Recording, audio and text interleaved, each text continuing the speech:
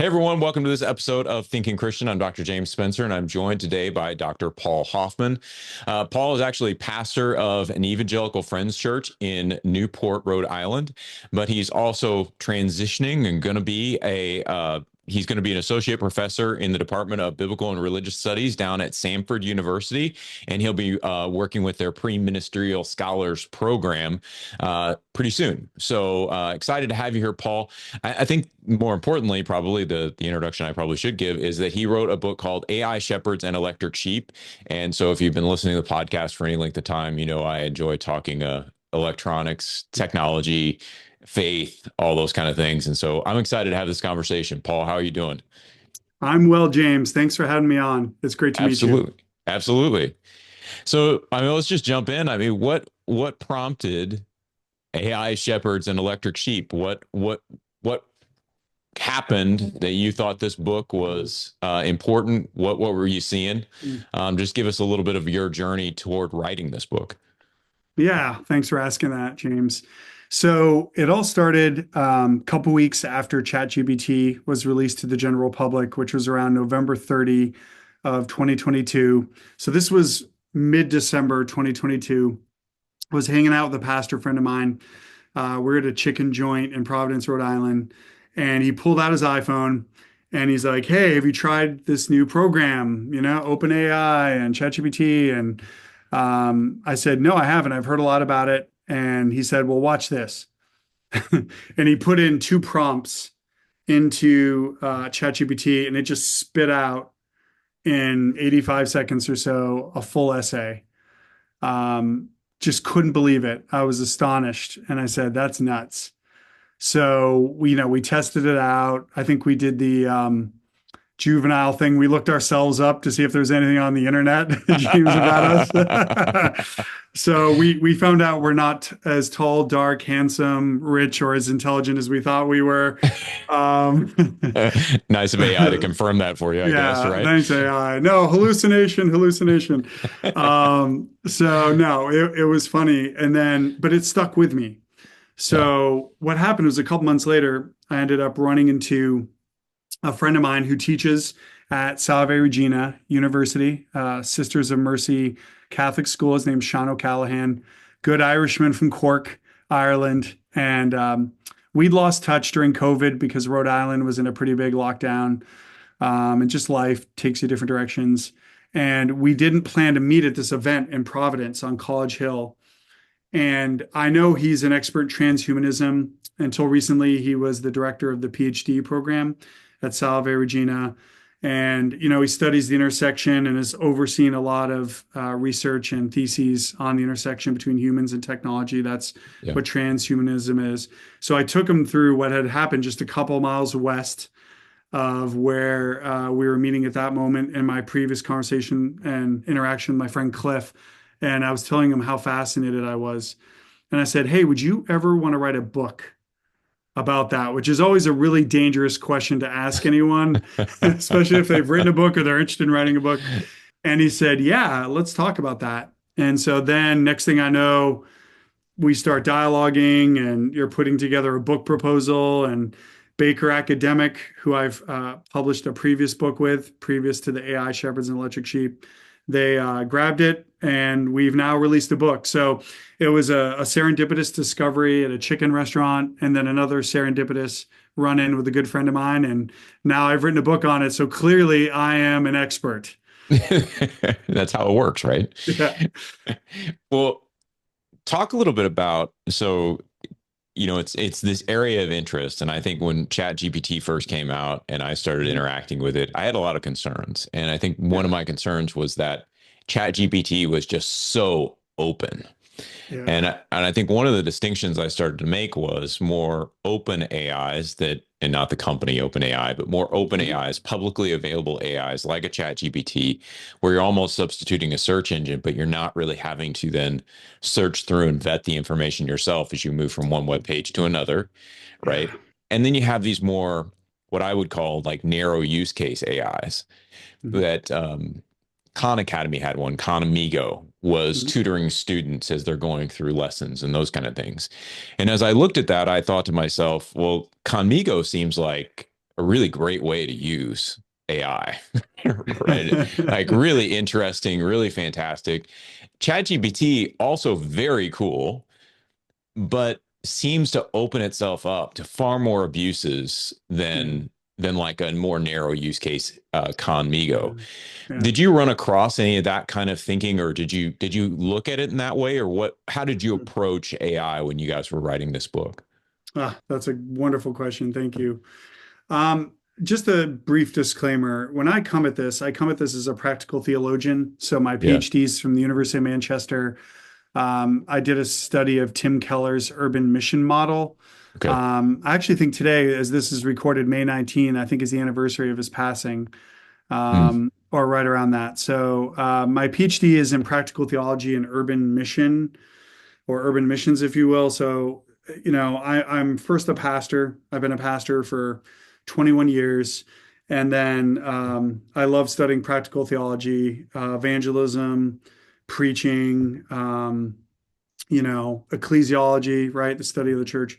So I Yeah. come from that position. So I want to be clear. I'm not a heavy technologist.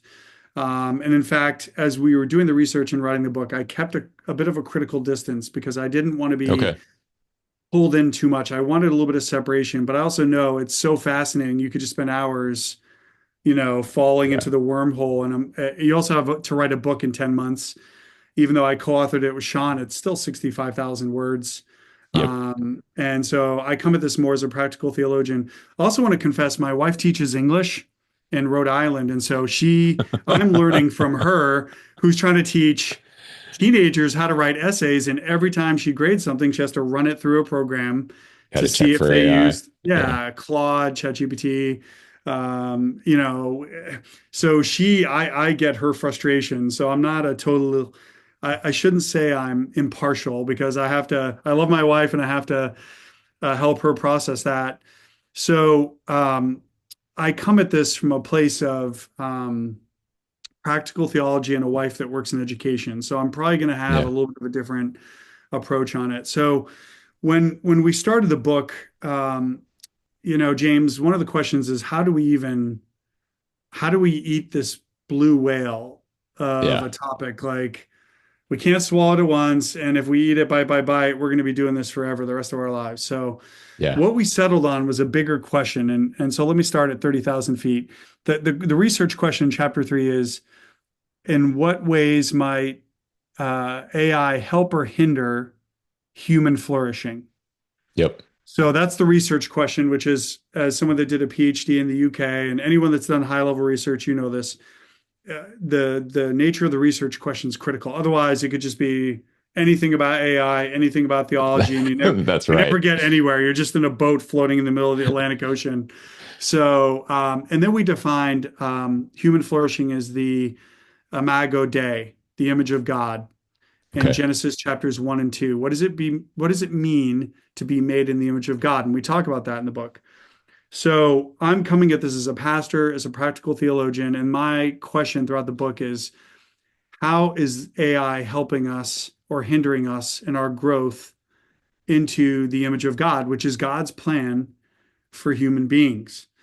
So that's where I go with it. We could talk about the peculiarities of this program and that program and open Mhm. source this and that. But for me, if we don't start by framing this theologically, I just think we're going to be talking about this program's cool and this program doesn't work, or I use this for this and this for that. And there's value there. But in other interviews I've done, if it goes down that direction, I say, first, let's just ask a bigger question. Like, what does Yeah. God think about this? And that's very presumptuous to think that I would even know what God's thinking.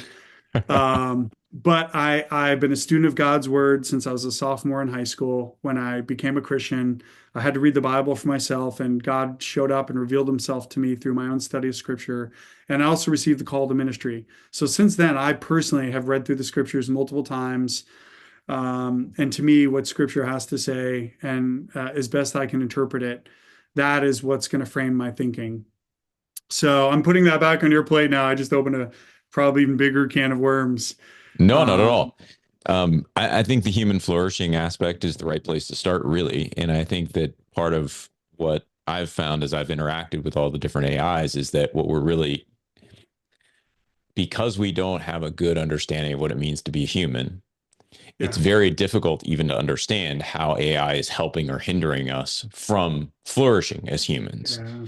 And so Yeah. if we define what it means to be human as the progress and success that we get as we, accumulate reputation or money or what have you, then AI could be construed as really helping us with that in some Mhm. ways. Mhm. But if we construe it from a biblical and a very deeply theological perspective, it's very easy to see how AI could hinder us from Yes. human flourishing. And so maybe let's start there and kind of work our way back into the technology. When you think about the Imago Dei, that's not an easy question either, right? I mean, you guys, it feels like it Yeah. boils it down, and then you start, you start tangling out into other areas as well. So Yeah. talk a little bit about when you're Oh, thinking about Imago Dei and you're thinking about human yeah. flourishing, Yeah. how would you help people understand that and sort of crystallize it in just a relatively Yeah. simple way at the risk of Yeah. over abbreviating it, but what does that Yeah. look like? Yeah. Well, I would tell people first, I guess my first thing would say it's always good to go back and read Genesis 1 and 2. First two Yeah, chapters of scripture help us understand how we got here. It helps us understand quite a bit about God. I would say you see the Trinity there, the triune being is there. Obviously, you need to bring in other scriptures, John chapter 1, and because we know Jesus is the pre incarnate word, the Logos.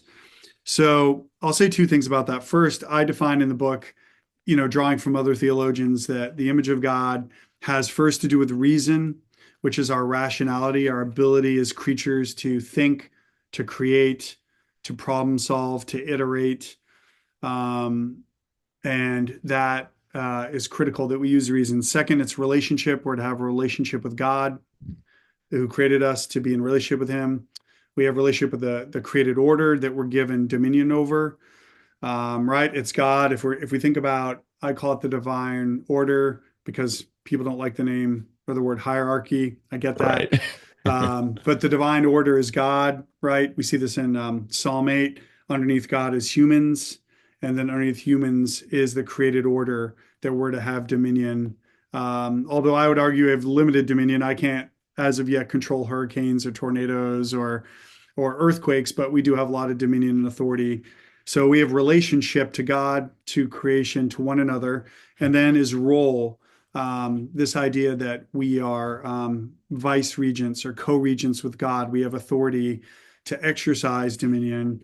We are to exercise a certain level of autonomy that has been designated from God. And so, yeah, the Imago Dei can go any number of directions, but I really, in the book, we narrow it down to reason, Yeah. relationship, and role. Okay. So that's really important. But then we frame it within what I call a creational narrative that we give at the beginning of chapter 3, where um, we say, okay, there's the creator who pre-exists, right? In this, I learned significantly studying in the UK, the emphasis on the Trinitarian relations and operations, which I had gone to a top-notch seminary, but I don't remember spending so much time on the nature of the Trinity and the functions of the Trinity. Yeah. So I'm doing urban mission study, and they're like, "Oh, you got to read these 20 books on the Trinity if you've never read them." And I'm like, "Oh Lord, save me, Jesus, come back now." Um, so yeah, so we have to remember God pre-exists, and for me, I would assume this is true of you, but please give me feedback. The Trinity defines reality. God's nature and being Mm. defines reality. Yeah. I if Yeah. you want to push back, and then I'll call you a heretic if you say no, that's not true. I define No. I reality. mean, I think there's there's the reality we experience, but the way I usually phrase it is, we're to be true to reality, particularly to the reality of the triune God. And so I agree. I Yes, mean, I think amen. there's a sense in which that we're not going to find the Trinity in creation unless the Trinity has Mhm. already been revealed to us Yes. through God and His Word. And so these things are reflective or representative, or however we want to say that's appropriate theologically. But there is a deeper connection to all reality, pointing to the Triune God, and and the Triune God being the source of all that reality. Yes. Yeah. Amen. So I would agree with you. The Trinity defines reality. And so if I want to know what the ultimate reality is, I look to the nature of God, not Yeah. to my warped, broken, very narrow understanding. But then after that, right, out of the overflow of God's love, we have creation. And so God is in and of God's self or himself, God is complete. But Mhm. God out of the overflow is how theologians speak of this. God created everything. Genesis 1 and 2, ex nihilo, speaks it. There's nothing, and God speaks it into being. And then we have creation, and everything fits, it coheres, it's beautiful, it harmonizes. Everything is made to flourish. And so we have this idea of the creator and then the first creation. But then we have alienation. We have Genesis 3. And early on, thank God, we're not that it happened, of course, but that we know how it went awry in Genesis Yeah. chapter 3 with Adam and Eve disobeying God, rebelling against God. We have obviously the serpent, who I believe is Satan, is part of that, tempting them. And then we have God issuing the curse. It's really the natural consequences of their disobedience, which brings us into death. And part of that, as I define in this creational narrative, disintegration. And by the way, this narrative isn't just Genesis chapters 1, 2, and 3. If you look closely at Romans 8, it's one of my favorite chapters in Scripture. You can find these themes playing out in Romans chapter 8. And so you can see it mapped out there as well. So we have, the creation, we have the fall, and then the disintegration through the fall. That creation now is groaning, right? It wants to be liberated Yep. from its bondage to decay. I find that to be so profound. Paul's language there. And then that's why we have the cross as the liberation. And it talks there about the language it's used there is liberation. So when Mhm. we have criticisms of quote unquote liberation theology, right, theologians, Central South America and others, well, that's kind of in scripture, everyone.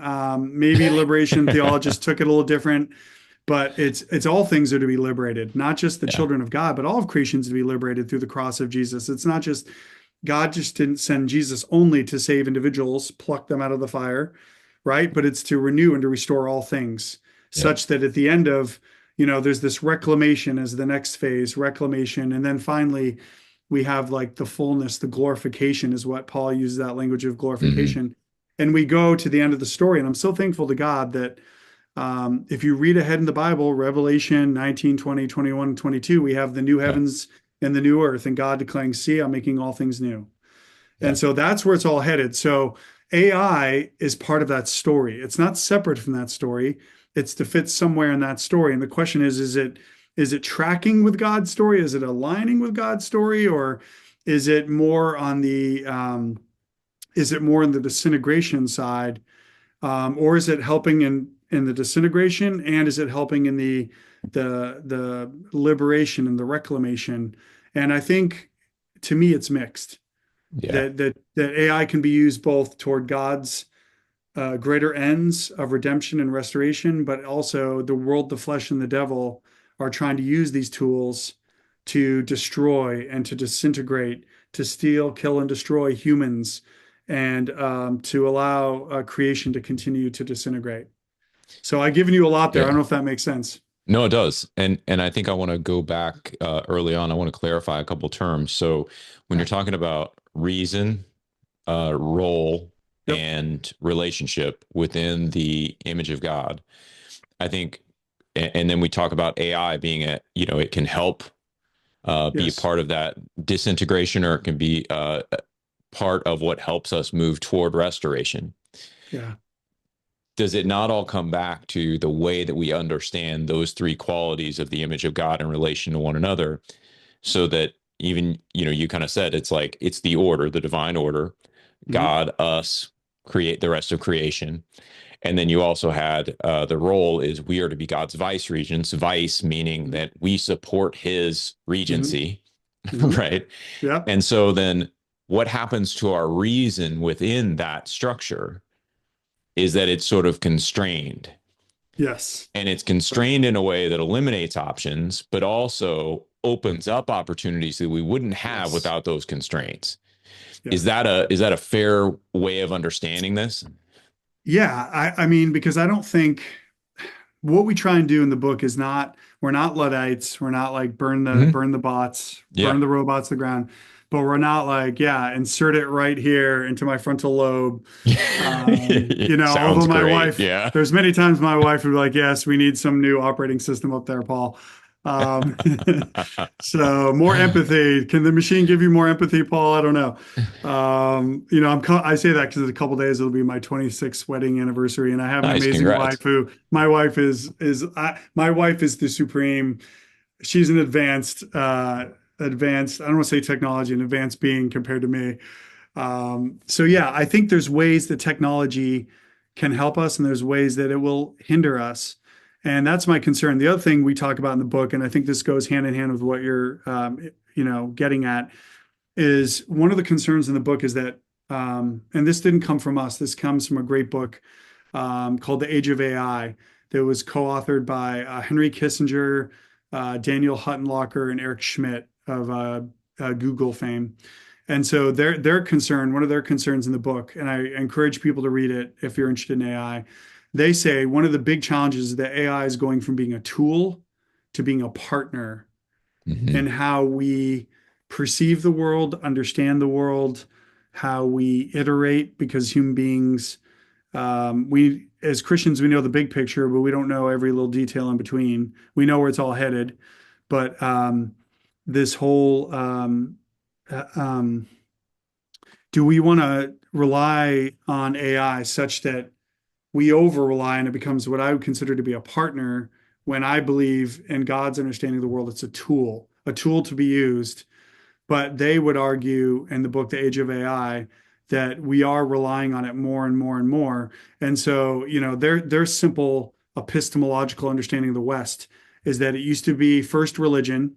We depend on God and religious texts, but then we have the Enlightenment, and this is obviously a very simplified understanding of the last 500 years. 100%. Yep. Yep. Yeah, but then after that, it becomes science and technology, human reason is added in. So we have the divine, we have scriptures, then we add in human reason and science and technology and Galileo, et cetera. But now we're starting to rely on this new advanced technology even more to epistemologically and what we call heuristically, which is how we explore and iterate, how we try things, because human beings learn also by experimenting, Yeah. right? Thomas Edison, 999 versions before he gets to the thousandth version, and oh, now I have a light bulb. But he didn't just come with it, right out of the gate. And this is how we discover, right? We discover in marriage, we discover in parenting. No one is fully formed, and I think this is part of our sanctification as we learn by doing and trying and failing and then repenting and growing and reflecting. And that's how God sanctifies us. So I think all that ties back to our relationship with AI and how we understand it. And I'm concerned that too many people uncritically are making it a partner without seeing it as a tool. And I think it's better to think of it as a tool in our human flourishing. And it's a tool when it comes to my role. It's a tool when it comes to my relationships. It's a tool when it comes to reason. But when I over rely on it, I'm transforming it wittingly or unwittingly, probably unwittingly, into a partner, which is a Hmm. greater reliance, like a relationship, a marriage. And so again, I've thrown you a bunch of stuff here, but I think we need to think deeply about our use of it. So I'm with you there. I think there's when we think about the tool versus the partner aspect, Yeah, part of my concern with artificial intelligence has been that we're giving it too much credit. yeah, And here's what I mean by that. It's still, even if you have AI empowered robots roaming around and they appear to have thoughts and emotions and everything that a human might have, let's say, they're still going to be embodying that world very differently. yeah. And so if we go into the cog psych world and look at embodied cognition and those kind of things, you just Mhm. start to realize that you can't replicate humans. Right. You can approximate, you can get Hmm. somewhere close, whether that close is, across their Grand Canyon or, 4 inches, right? You can get closer than maybe you've been in the past, but that these things won't ever think the way that we think. simply because they're not embodied in the world in the same way that we're embodied in the world. Their Yeah. threats are different, their fears are different if they even have those. Right. Their concerns are different. They come from a different place in a different way. And so as we look at AI, it seems to me that we always need to keep it in the category of a tool Yes. that's going to Yes. serve humankind and better humankind, as Yes. opposed to thinking of it as a partner where now we open ourselves up to. I mean, you mentioned you've been married for 26 years. I'm going on 26 right now. Congrats. So yeah, this will be our 26th. Awesome. But when you have a partner, you're trying to better the partner as well. Yes. Yes. And I think that's sort of one of those things where you sit back and you're like, well, the technology can get quote unquote better. That's fine. Right. But the reality is, you're not usually trying to actually better the Mm, technology for the technology's sake. You're trying right. to better it for your sake Yeah. in most technological relationships. And it feels Yeah. like we're making a shift with AI because we've been almost hoodwinked by our own sophistications Yes. that this thing has its own personality, its own Hmm. thought Hmm. process, that it is human 2.0 in some way. Yes. Yeah, that's a great insight. I really appreciate you bringing that up. What's concerning about it to me is that it does do things that we don't understand. Yeah, For example, Hallicin, it developed a new antibiotic, which I think is great. sure. For the potential medical uses of AI, I'm a big fan. Medical imaging, organization, storage, diagnoses, um, you know, developing new medicines and so forth. I think that's huge. But for example, it can run all these complex algorithms, and then it creates something like Halcyon, but we don't even know exactly know how it did it. Yeah, And this is where the computer scientists and the programmers, the AI technicians are coming forward and saying, yeah, it's doing things and we're not even sure how. And I think that's problematic that it can come up with something and we don't know how it got there. And to me, there has to be some kind of way of assessing it or having accountability. Because if we don't know how it got there, I mean, we know as humans, for the most part, how we can trace the invention of the car. We can trace the invention of the plane. We can trace the invention and development of other technologies. But with I guess we can to a certain extent, but it's still coming up with things in ways that we don't understand. And so it's going to get crazier because right now we have narrow AI, which is very good at, it's an inch wide and a mile deep at doing yep, certain functions. But they're trying to develop general AI where eventually it will think and interact in the world very similar to how a human functions, where it can do multiple functions at once and can operate in some kind of bodily form in the world through, I assume, a robotic presence. Now they say we're 10 to 50 years out, but the problem is when it gets to that point, it could outsmart us, and that's where you have Elon Musk and other people signing now all these kinds of petitions saying, "All right, let's pump the brakes, everyone. Let's pump the brakes." yeah, Because they are concerned about how it could be used by rogue actors. Um, and so, yeah, it's concerning that we're developing something that we don't even understand how it fully works. And this is where Andy Crouch, who used to be part of Christianity Today, he's in some of his works on technology, he says it's kind of like magic, right? mhm, Ancient people would look at something and they'd say, oh, that's magic. And now we know there's a scientific explanation. But magic shows a power beyond human understanding that can do something better, faster, quicker, or something that we can't even explain at this point. yeah, And that's yeah, magic. And then you're almost imbuing a sense of deity or projecting a sense of deity, if you will, onto the technology. And I just think that's so problematic. And that's where it becomes more and more of a partner. I want it to do more for me because it yeah, can do it so well and so fast. And I don't even know how it's doing it, but I don't really care how it's doing it. I just want it to do more.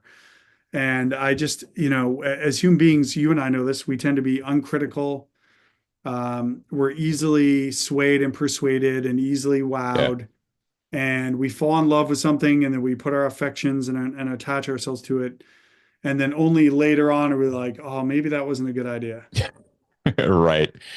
Yeah, there's this great economics article. I want to say it was from 1960s or 70s, written by a guy named Kahn. Mm, And it's called the tyranny of small decisions. And Ah, essentially, what he talks about is, if an alien race had come down and wanted to hand us the car and said, "Hey, you can get where you're going faster. You can spend more time with your family or whatever." Every individual is going, "Yeah, that's a good deal." And he said, now what the aliens don't tell you is, and he's kind of like using pollution as an example or what have you, mm, all these negative effects. yeah. Everybody might take a step back and go, well, do we want it now? But his Mm, idea was that because each one of us makes an individual decision and we don't see the aggregate of all those decisions, eventually each of us contribute to getting to a place we wouldn't have chosen to gone if we'd have seen the bigger picture, which I think is yes. an interesting sort of way of thinking about it. Yeah, that's a great thought experiment. I call it, the law, I think of it as the law of unintended consequences, right? Yeah. We create Yeah. something and then we don't know what we've done. And that's what I see this like the analogy of Frankenstein's monster. Sure. And the classic tale. They create the monster, what is it, Dr. Jekyll, Mr. Hyde, or whatever. And they create the monster and then unleash it in the town, and they're like, oh, that was a bad move. It's like Right. clubbing people to death and burning things, like, and then then you've got a different problem because now we don't know how to control it because we released it without Yeah. the controls. But the problem with AI is right now we do have controls. They can set parameters, but when you get to general intelligence, it's going to outsmart you. And that's where you have, I think it's the book Life 3.0, written by MIT scientist. I'll think of his name in a second. He basically says there's a range of options here. And the range of options, there's like nine of them. And he says, we can harness the AI is on one end is like there's a peaceful partnership where we have control over AI, but then there's a spectrum where it moves further over to the other side where AI can become like the zookeeper and we become the zoo animals. And then on the other end is the extinction. AI looks at us and says, you know what? They're polluting the planet. They're taking up space. They're heating things up. They're dumping pollution in the water. They're blah, blah, blah. Let's just get rid of them. Yeah. And by the calculations of AI, which to me, this is conceivable because humans have done this many times in history where we invent something that's great, but it can also backfire. I just think of nuclear weapons, nuclear power. Yeah. And so eventually it just decides like these people are too problematic. We just need to get rid of them and we'll all be better. And so then they'll have robot abilities, but they could do it covertly without us even knowing, because when it's at our intelligence level, we know human beings can do things maliciously, covertly. We can Yep. be mendacious. And what would stop a robot from being mendacious? Maybe they don't see themselves that way, but they don't want us to know that they're going to eliminate us. And Yeah. then they have their embodied presence. So I know that's a very wild speculation, but the people that are inventing these technologies, and it's Max Tegmark, he teaches at MIT. Max Okay. Tegmark wrote the book Life 3.0. Now, this is a genius in like four fields. Right. This Right. guy understands computer and physics and blah, blah, blah. And I'm not the best scientist. So again, he's speculating, but he's doing so based on reasoning it out. So I do think we have to. I'm one of the people we need to create controls early on. But as you know, James, the problem with technology is it always advances faster than our Well, social yeah. relations, our moral relations, our legal relations, and then we've released it into the world. We're like, oh, wait, okay, what do we do now? And this is just human nature. We release it, and then we have to reverse engineer based on the consequences. But I think AI is so powerful. This is going to be the harder Pandora's box to close. I just don't know how we do that. And I think we need to be doing that kind of stuff right now. But again, we have to get China to collaborate. We have to collaborate with the EU in a world now that globalization, in a sense, is breaking back down. Yeah. We're seeing in the geopolitical scene, we're not as collaborating as much. NATO could be fraying depending on American politics and NATO's politics. So then what happens when we're collaborating less and there's more competition? It's more fractured, the landscape. So I know I'm getting high level. I'm sorry, No, but no. I mean, I tend to agree with you. I mean, my tendency is to say that we work better conflictually than collaboratively anyway. And Yeah. so, but the problem with that is if we go back to something you mentioned earlier, the transhumanism idea, if Yeah. we think, if we construe technology broadly and we say something like blood doping or steroid use is really just the application of a technology to overcome biological weaknesses in the body. Yeah. And you say, well, so then it shouldn't be illegal for athletes, right? And if we went that far and we said, okay, let's let athletes use these things, the trouble is that essentially what's happening is you get one or two athletes doing this. Now every athlete has to do it. Yeah. If they want to be competitive, they have to do it. And so what I tend to see is yes, I'm all for regulation too. I think it slows Mhm. things down. I think it does Yeah. do constraints. But to me, the horse is out of the barn at this point. And what we have to sort of reckon our way through is how do now we build these other AIs to do conflict with the AIs that are built in other nations, the AIs that are built by different Yeah. corporations, the AI spyware versus the AI protector that's no longer, allowing that spyware to work. It gets really complex really fast, but it also plays into the exponential increase of AI Yeah. and the role of AI as partner, because to your point, I can't protect myself from AI. I Yeah. can't I can't sit and code on a computer fast enough or secure a password well enough. Like there's nothing I can do. An AI is going to beat me, but it may not beat my AI. Yeah. Yeah. And so you end up in these sort of modes where it's like, yeah, collaboration would be ideal, I suppose. Yes. But even then, you know, so my tendency has always been to sort of, and I've talked to a couple of government folks who are doing this. They said, yeah, they're building artificial intelligences to combat, essentially to make sure that if there is an AI that's trying to get into a US system, let's say, that it's Mhm. always a stalemate. The Yeah. new AI doesn't have to win. It just has to not allow the other one to win. And so Yep. it's this Neutralize. fantastic sort of underlying world that we're creating. Mhm. And I think that aspect of it is super uncompelling in a lot of Mhm. ways, right? Yeah. Because you could see how it could get to a stalemate, Yep. right? Obviously, it could be extremely devastating too if it doesn't get to a stalemate. But at the end of the day, I wonder, and we'll get back to sort of the pastoral perspective on this. Yeah. I wonder if we can even really recapture a sense of humanness and ecclesiology and Yes. Imago Dei within this kind of setting, Yes. given what we've already done to ourselves. And let me frame that part out just a little Yeah. bit. Like I usually use the analogy of a Little House on the Prairie, right? Yeah. Like, what the heck are the Ingalls going to do? They're going to hang out in Walnut Grove. That's what they've got, Yeah. right? It's the Yeah. closest town. They're taking their wagon there. Their other Mhm. option is really to cloister it in house and just kind of be by themselves. But Mm. you see they're portrayed at least as going to church. Yes. They all go to Yep. school. They're Yep. part of a local community that supports one another. Yes. And in Yes. that context, where you have to rely on other humans for different kinds of support all over the place, you can kind of get the vibe that we can cultivate an imago Dei here, Yes. right? This is Yes. this is a really interesting sort of space. And even in the show, when they send them off to, Mankato or wherever they go to, the Mhm. big city, right? You start to see that fabric sort of pull apart, Yes. right? And so Mm. now we're in a situation where um, if I don't like my church, I can drive 20 minutes in another direction to another church, and there's no skin off my back, and really no skin off anybody else's back either. We're Right. sort of cloistered in suburban neighborhoods where we don't have to get to know our neighbors, Yep. right? Like we've created these artificial buffers around us anyway. Yeah. And it just feels like our communities have, I don't want to say shredded, but we've certainly pulled away from that communal aspect of being together, of doing life slowly, of being really Mm. deeply interdependent on one another in ways that are tangible. Yeah. And we're in this tech world where we really do depend on the computer a lot. Yeah.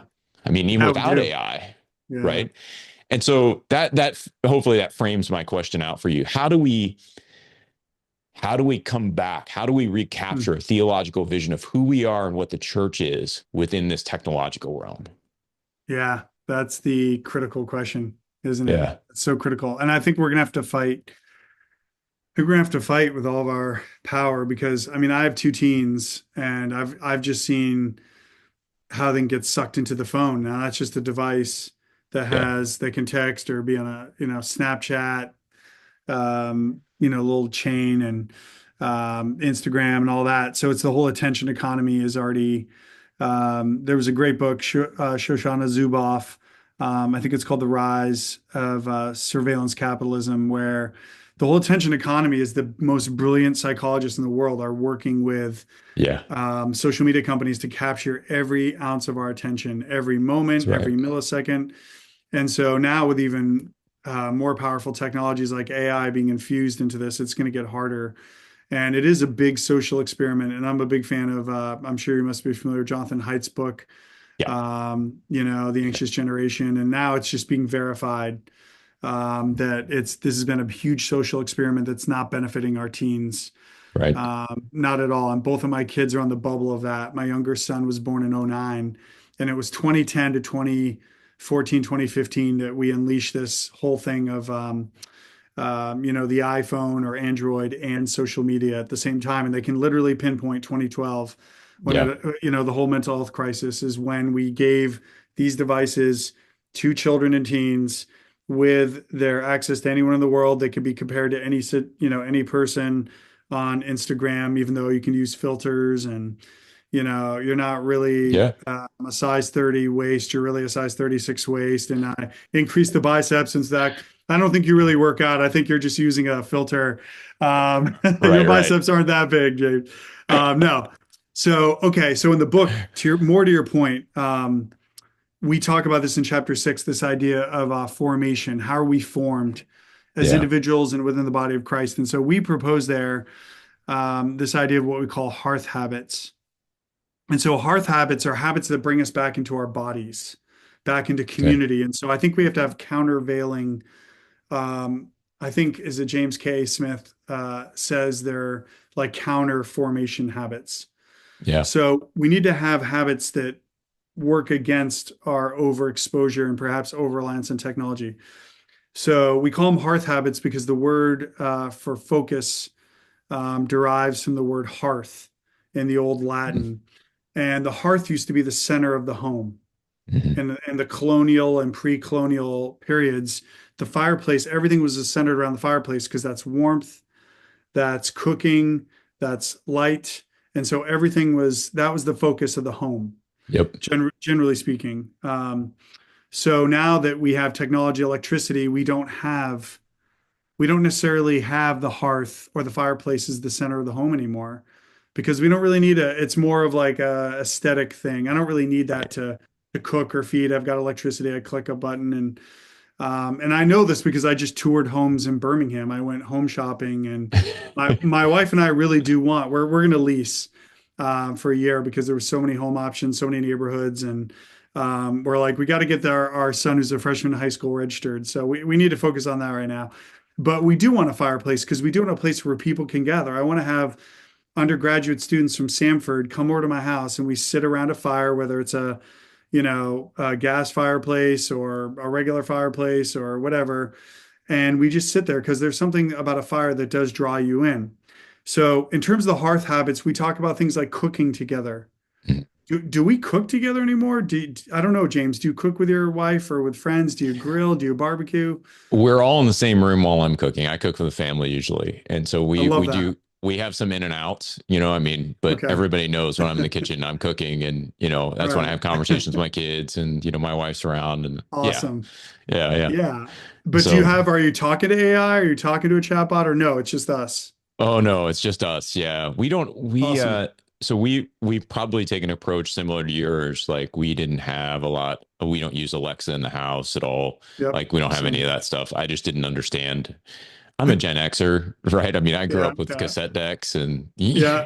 like, Same here. why do I need to talk to something? I don't even use talk to text on my phone. I'm like, I'll just Same type it here. in because I don't Right. understand what's happening right now. So, yeah, we Yeah. don't have any of that stuff. No, none of those kind of Nice. distractions. Yeah. See, that's great. And I would call that a hearth habit where maybe a couple times a week, you're like, hey, kids, let's all gather. We're going to barbecue. We're going to cook. We're going to Yeah. sit down and eat together. That's been harder with our one son's in college, younger son. It's like, okay, does he have AAU basketball or does he have lift with his football team? I don't, where should I Right. be right now? So we have to fight for that, and it's been harder just with sports schedules. But Yeah, 100%. gardening, my wife has been good at this. She's better at gardening, but gardening, we'll do tomatoes on the back porch. We'll do what else? Mint or I'm just trying to think of other, kind of spices, tomatoes. Yeah. Gardening keeps you connected to the soil. Yeah. Gardening is very location specific. It's very place specific because Yeah. I'm thinking about where's the sun moving. I'm thinking about what season is it, what grows in this season, and that keeps me grounded in a place. So in our townhome, we're going to have to make sure we get some potted plants, geraniums, or whatever grows there. Let's do Yeah. basil. Let's do tomatoes. Like there's something that keeps you grounded in the weather, not just like what should I wear today, but like what's going Yeah. on. Yeah. Yeah. I like Other that. things. Nature Yeah. walks. I'm a big fan of going on a nature walk and being present. Like turn off the phone, look around you. What are the birds? What kind of trees? Is it October? Are we getting some turning of the deciduous trees? Like anything that keeps us connected to the built environment, to the soil. I think we need to do that on a regular basis because the danger is we ask that we talk to the computer, right? Like I don't do that on my iPhone. Like I don't do that because I'm giving my device permission to record me, which I don't think is the best thing. I have my own thoughts around that, and I work with a lot of military people in the military defense industry, but also a lot of officers that have Yeah. high level security clearances that have told me things off the record. And so I don't want to give permission, but I also don't want to encourage myself to talk to a phone because there's this thing we talk about in the book called the Eliza effect. And the Eliza effect is where I anthropomorphize my device and I start to treat it as human. And then I start to think of it as human. And then it's conditioning me in its Yeah. interactions with me. And if anyone is, go watch the movie Her with Joaquin Yeah. uh, Yeah. Phoenix, right? He falls in love with his alarm clock, as I call it. But his alarm clock also happens to be Scarlett Johansson, who has a very alluring voice and is a wonderful personality. But if you want to know what devices do, go watch Her and say to yourself, like, that could really happen to me. I could literally fall in love with my chatbot, and I don't want to go there because it's not human. Yeah. So Yeah. we Yeah. have to think about these things, James, and I'm glad that you're on top of this because I know a lot of people now that they're using it for, different interviews. I talk to it. I talk about sports scores, fantasy football. I talk about recipes. I'm doing this, I'm doing that. And suddenly I'm just having full on hour-long conversation with something that's not a human. And it's like, just call a friend, man, phone a friend. Yeah. Yeah. I think you're right. I love the idea of hearth practices, and I appreciate I'm not a gardener, so but Cool. I like Gotcha. the idea of like a place-based sort of practice, which is what Yes. you're getting at there. Gardening is one of those, but like how do you Yeah. actually connect to the place where you are? I think it's really significant.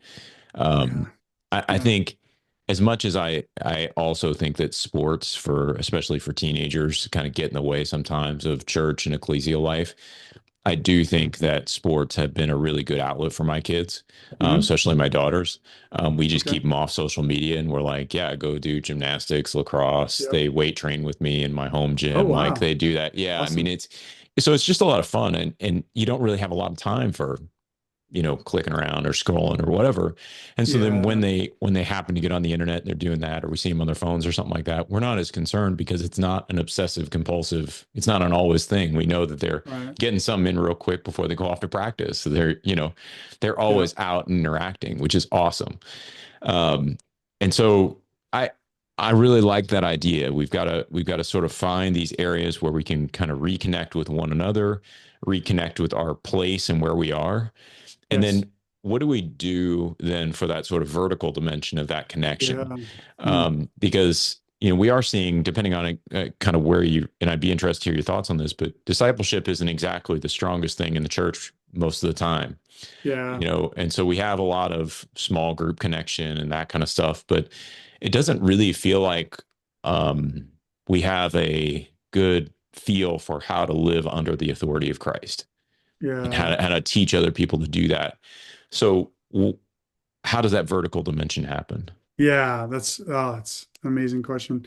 I think we have to work hard at it to keep it at the forefront. So I'll just give you a couple ideas. First off, at our church, we do use screen. We have a big screen for Mm, lyrics. So we use Pro Presenter, because easier with copyright and the lyrics up on the screen. yeah. We don't have traditional hymn books. That's probably a weakness now. But when we do the scripture reading, we actually put just up on the screen, we put the page number of the text, and then we have hardbound Bibles because Nice. I don't want them looking on their phone because then they're going to get a Okay. text notification, then something's going to pop or and then Right. I'm not paying attention. I'm not present with God. And so what we actually do, and this is something I like about our Friends or Quaker background, is we start the sermon by about a minute of silence. Okay. So after we've been singing and all this, we say, all right, we're going to be still before God. We want to recognize God is living. He's alive. His voice is living and active. He is going to speak to us through his word, but we need to be centered on him and his voice and his word. So we're silent for about a minute in silent prayer. Lead us in prayer. I normally introduce the text. I'll have an introduction. And then we'll put the text up there. And then they take out a hardbound Bible and turn, and that's very tactile. And it keeps Yeah. us focused on this. And then we will put points overhead. Um, that's one thing.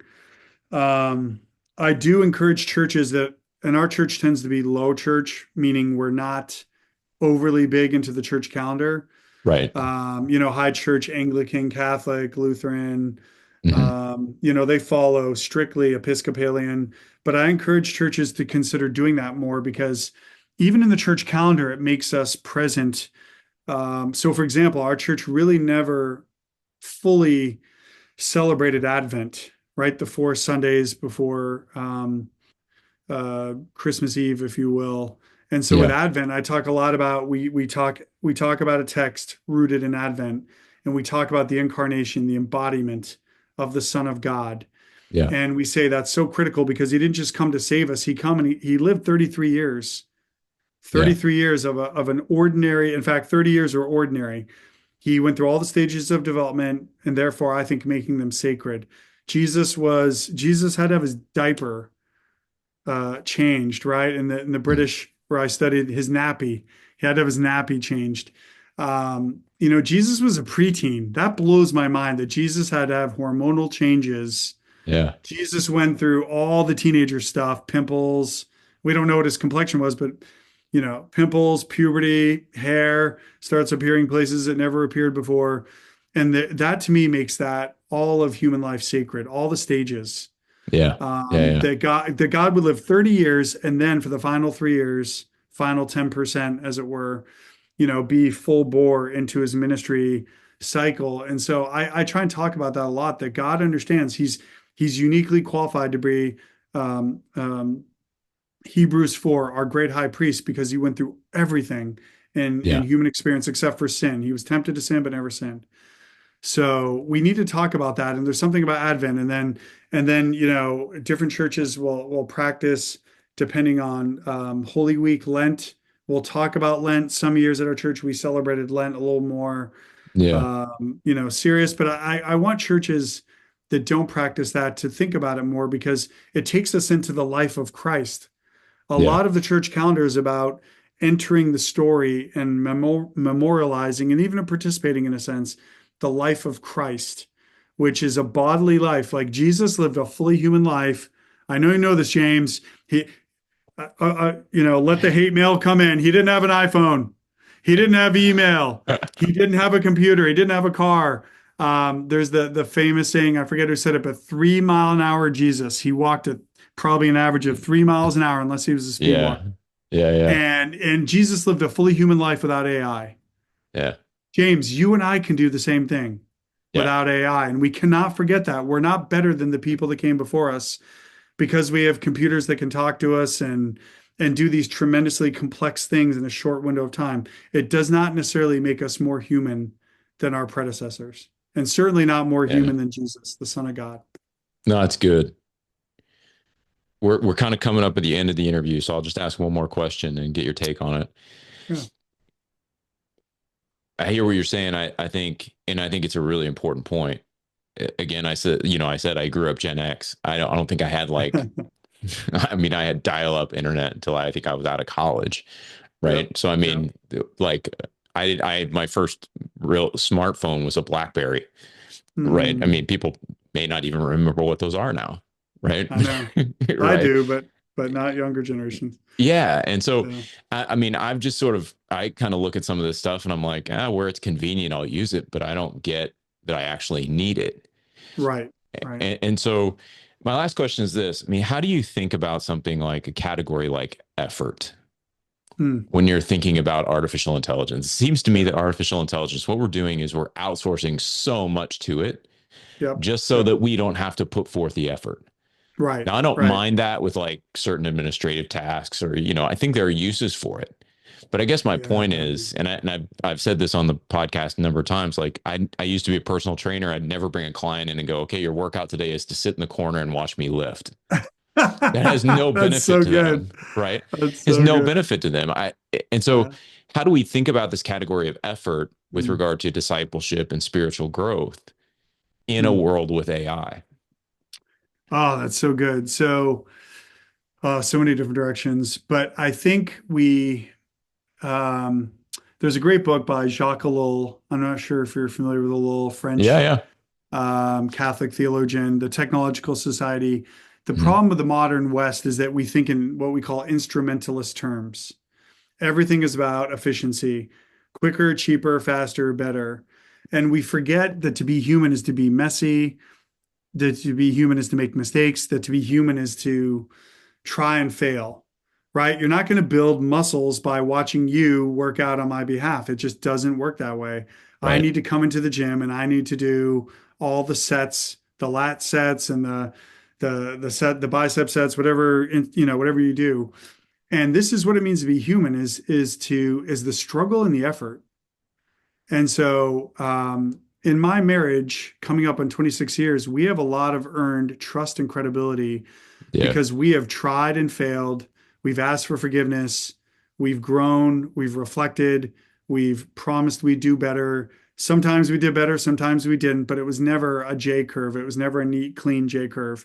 Yeah. So I want to remind us that to be human is to be a struggler. I don't know. To be human is to Yeah. struggle and it's to risk and it's to create beautiful things. But to do that, it's the process of trying and failing and not just delegating your life to a machine. And as I see it, part of our sanctification is that process of trying and failing, of risking and working out and building the relationships and then being rejected and having to learn how to handle rejection and rejecting other people and them confronting me and me having to repent and ask for forgiveness. And this is how God molds us and shapes us into his image and his likeness. And so I think we need to think deeply about how much we want to delegate of our lives to machines when so much of our lives, God has structured them and ordered them pre the technological age to be a beautiful struggle and to Yeah. be sojourners and to be Abraham. Go back and read Abraham, who's called to move to a place he's never been to. And nowadays, I can go. I'm moving to Birmingham, Alabama from Newport, Rhode Island. I don't know anyone that's ever done that. Newport is gorgeous, beautiful. Birmingham's a great city as well, but Newport is known as the billionaire's playground. And I could go on YouTube and see what Birmingham looks like. I can look at a block of Yeah. Birmingham, but Abraham didn't have that opportunity. Yeah. And yet, what does it tell us in Hebrews 11? That Abraham, by faith, got up and went to a place, depending on how you map it out on the Fertile Crescent, 600, 800, maybe 1,100 miles, step by step. He didn't get in Yeah. a plane. He didn't get in a train. He didn't go on YouTube and see. He didn't read reviews. He went there. And I think let's never forget that is an example of what we're called to be. We're called to live by faith, which is step by step, struggle by struggle, day by day, and not give everything over to machines, but to realize there's something beautiful about the struggle of our lives. It's where God meets us in the mundane. It's where God meets us in the failure. And I don't want to short circuit any of God's great work to sanctify me and to make me into the image of his son, Jesus. So let's be thoughtful in our use of technology, and certainly let's not delegate everything in our lives over to AI. Very cool, man. I love that answer. And I really appreciate you being on the show. I'd recommend. I got the chance to read Paul's book, and Paul and Sean's book, AI Shepherds and Electric Sheep, before the interview. I would really recommend it. I read a lot on AI. I found this book to be really, really strong and enjoyed the pastoral heart that you brought to it, Paul. I thought it was just really great. It was a version of a treatment that I don't always see because I think I've just been reading some of the books you noted. They're Yeah. written by more technologists, and so you kind of dig into Yeah. technology and the theory there. But I think you guys did a wonderful job of really framing this pastorally. And so the link to the book will be in the show notes. I just encourage everybody to go out and pick it up. And Paul, thanks for being here. And I don't usually say good luck. I guess God bless at Sanford, right? Yeah, yeah. Thank you, James. And I just pray the Lord blesses your ministry, blesses the podcast. I would just say if people want to give feedback, they can follow me. Speaking of social, if you happen to be there, no problem if you don't. But you can follow me on social at Pastor Hoffman, Hoffman, at Pastor Hoffman on Instagram, Facebook, or on Twitter, as it's now known as X, at Pastor Hoffman 77. And feel free to reach out, give feedback, because I hope the book is widely read such that we get to make maybe a second or third edition. And I need people's feedback to say, you didn't think about this, or I wish you talked more about that. And I really do like to dialogue with people when they reach out. So, James, I'm honored and privileged and humbled that you'd bring me on this awesome podcast. Pray the Lord blesses it and blesses all who hear this and listen to your ministry. And keep doing what you're doing with your family. I love that you cook with them. I love that you lift with them. These are the things that make us distinctly human. Thanks, man. All God right. bless. Well, we'll close on that, and we'll catch you all in the next episode of Thinking Christian. Thanks for sticking with us. Take care.